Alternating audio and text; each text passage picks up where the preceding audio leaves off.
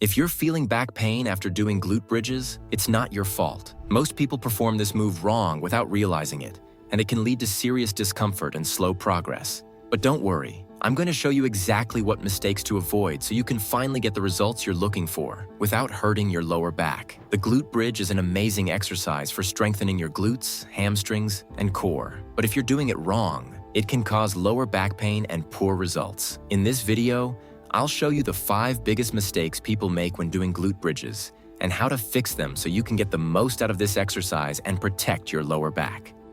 Mistake number 1. Overarching your lower back. This happens when you lift your hips too high during the glute bridge, causing your lower spine to excessively arch. When this happens, the focus shifts away from your glutes and places unnecessary strain on your lumbar discs and muscles. Not only does this reduce the effectiveness of the exercise, but over time, this strain can lead to discomfort, tightness, and even injury. So, how do you fix this? It starts with proper core engagement. Begin by pulling your belly button toward your spine. This activates your transverse abdominis, which stabilizes your lower back. Once your core is engaged, focus on tilting your pelvis slightly backward, or what's called a posterior pelvic tilt. Imagine pulling your pelvis and rib cage closer together.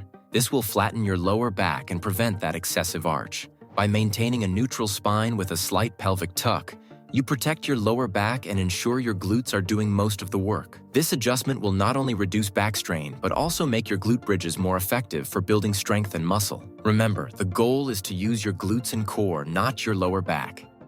Mistake number 2. Pushing through your toes. This is another common error that shifts the focus away from your glutes and onto your quads and calves. When you push through your toes, you're essentially letting your anterior chain, the muscles at the front of your body, take over, instead of fully activating your posterior chain, the muscles at the back, including your glutes and hamstrings. This reduces the effectiveness of the glute bridge and can lead to muscle imbalances over time. To fix this, you need to focus on driving through your heels. Actively press your heels into the floor as you lift your hips.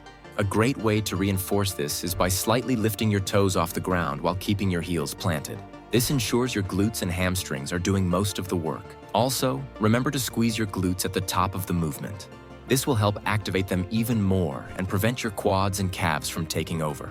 By pressing through your heels and maintaining proper foot placement, you'll activate the posterior chain more effectively, leading to stronger glutes and better overall results. If you're finding these tips helpful, make sure to subscribe so you don't miss any of the best tips on perfecting your form and seeing real results. Trust me, you won't want to miss what's coming next. Mistake number 3. Relying too much on your hamstrings. This often happens when your feet are placed too close to your glutes, or when your glutes aren't fully activated. When your hamstrings take over, they dominate the movement, and you're not getting the full benefit from your glutes, which should be the primary movers in this exercise. Plus, overworking the hamstrings can lead to tightness or discomfort in the back of your legs. To fix this, start by adjusting your foot placement. Move your feet 6 to 8 inches away from your glutes, so your knees are at a 90-degree angle when you're in the starting position. This ensures that your glutes are the main muscles responsible for lifting your hips. Then, focus on driving the movement with your hips, not just your pelvis. Visualize squeezing your glutes to power the lift, and make sure to engage your core to stabilize your pelvis and prevent your hamstrings from taking over. By focusing on driving the movement from your glutes and adjusting your foot placement, you can properly activate the glutes and avoid hamstring dominance, leading to better results and a safer workout. Mistake number 4. Going too fast and losing tension. When you rush through your glute bridges, you miss out on one of the key components of muscle growth: time under tension. Fast, uncontrolled movements don't allow your muscles to fully activate, which reduces the effectiveness of the exercise and can even increase your risk of injury. To fix this, slow down. Take 2 to 3 seconds to lift your hips, and another 2 to 3 seconds to lower them back down. This controlled movement ensures that your muscles stay engaged throughout the entire range of motion. At the top of each rep, hold the bridge for 2 to 5 seconds to maximize time under tension. This not only helps activate your glutes more effectively, but also improves muscle strength and endurance. Controlled movements allow you to focus on form, increase muscle activation, and reduce the risk of strain. So, slow down and really feel your glutes working.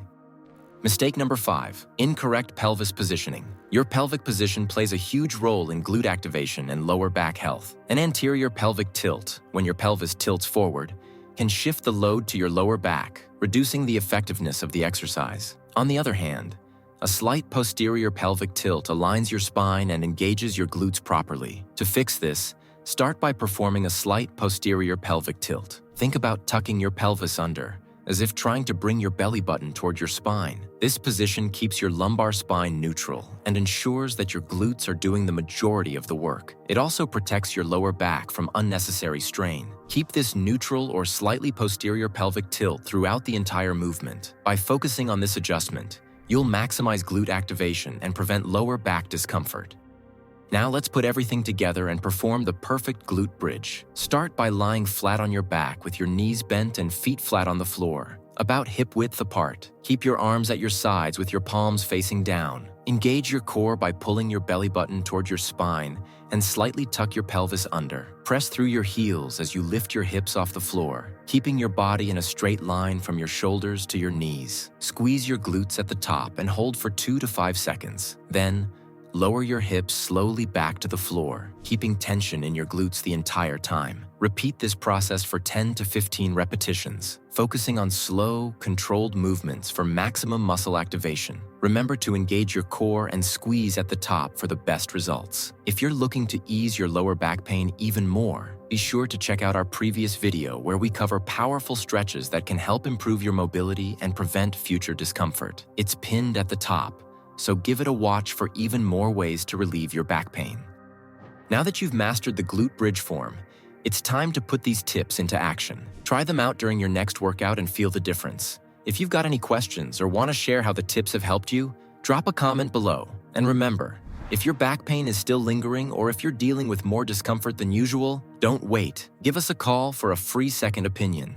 Our team is here to help you find the right solution and get you back to feeling your best. For more tips like these, be sure to subscribe so you never miss out on the latest in back pain relief. And if you want more personalized help, head to our website to see how we can get you moving better today. Stay active, stay strong, and I'll see you in the next video with more tips to help you move better and feel better.